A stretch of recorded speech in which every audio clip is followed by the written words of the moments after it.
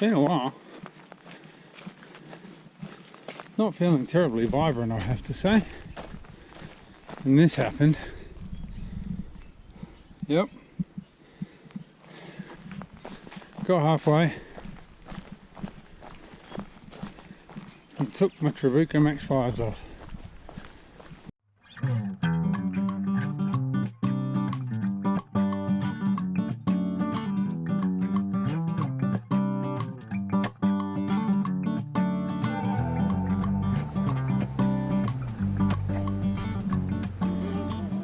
Yeah, just sheltering out of the wind here in the back of Black Hill, blowing a gale around the other corner.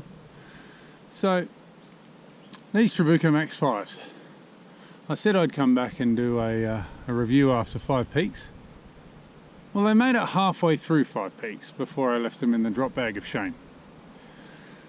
They gave me a blister right where the insole meets the side of the shoe.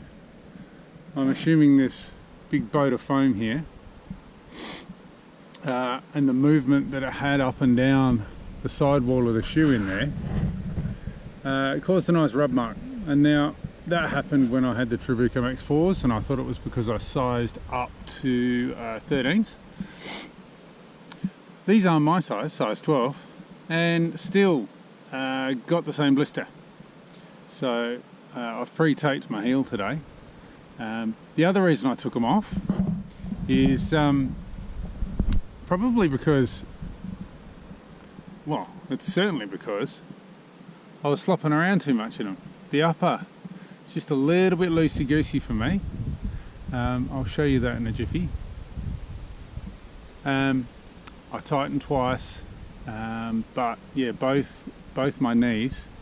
And you could say, well, that's running down hills, mate. But it was very much a result of these shoes, because after about 3 Ks back in the Speedgoat 6s, knee pain went away running down hills. So I think, I mean, it's a max height, max stack shoe, so not a full rock plate, of course, as I may have mentioned before. I mean, it's got the full outsole, probably the right lingo this time, and does therefore help, yeah, where my thumb is, where the Speedgoat doesn't have any foam, or not much at all.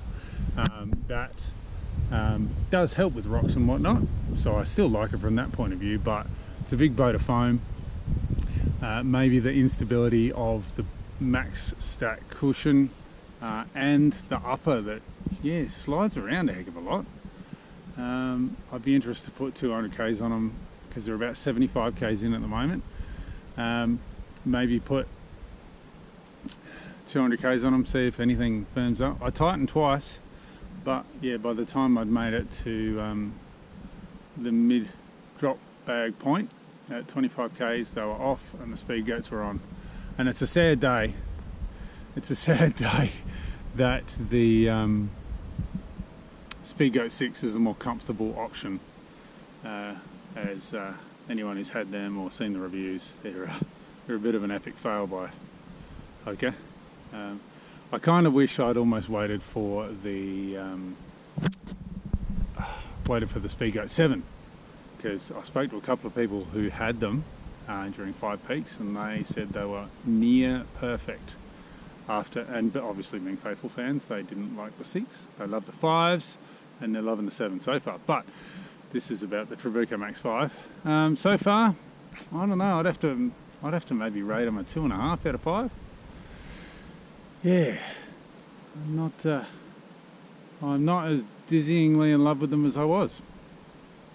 Anywho, that's my thoughts on the matter so far. Oh, that's right. Hang on.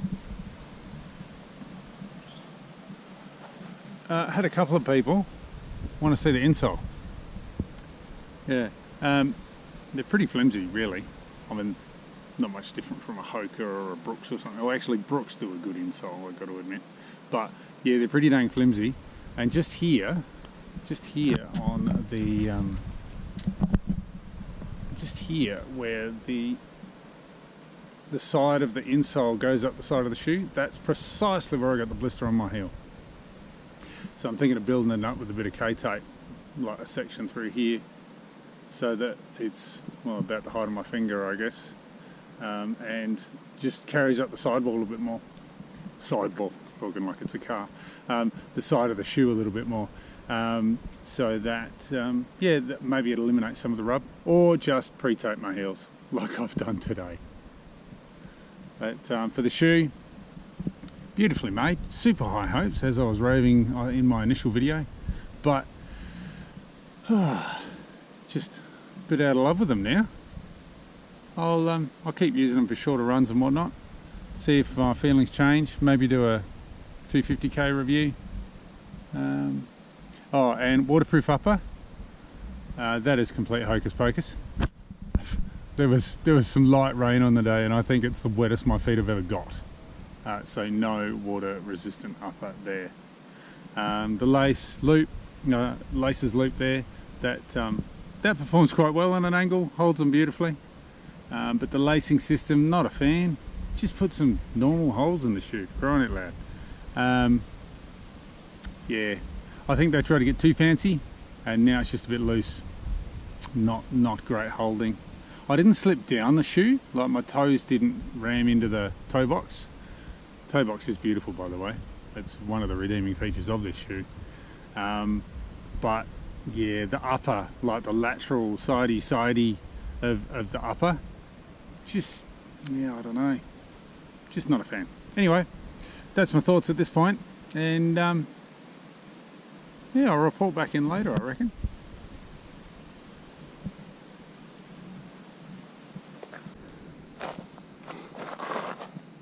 Actually, before I take off again, yeah, the upper, it's just quite loose,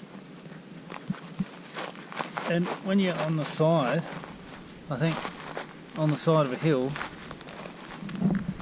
this sidey, I don't know whether the outsole needs to come up more just to cup the shoe a bit. It does on this side, on the outside, but on the inside, no bueno. So I think you end up moving that way too much. So whether they need to bring this up more, or just a more, I don't know, substantial upper with a bit more structure to it, because it's all just loosey goosey in this lacing system here. I don't know, a bit gimmicky so far. Yeah, just to show you a bit more detail about that one. So I guess a good question you might want to ask is, will I be running Yorubilla in the Trabuco Max 5s? No, don't think I will. And that probably speaks for itself, really, doesn't it? Great shoe, great potential, other than the fact that the lateral movement in the forefoot here is just a bit excessive for me, and yeah, probably no. So bear that in mind if you're a larger lad at 90 something kilos, but maybe you got different knees, different bone structure, maybe you love them. Let me know.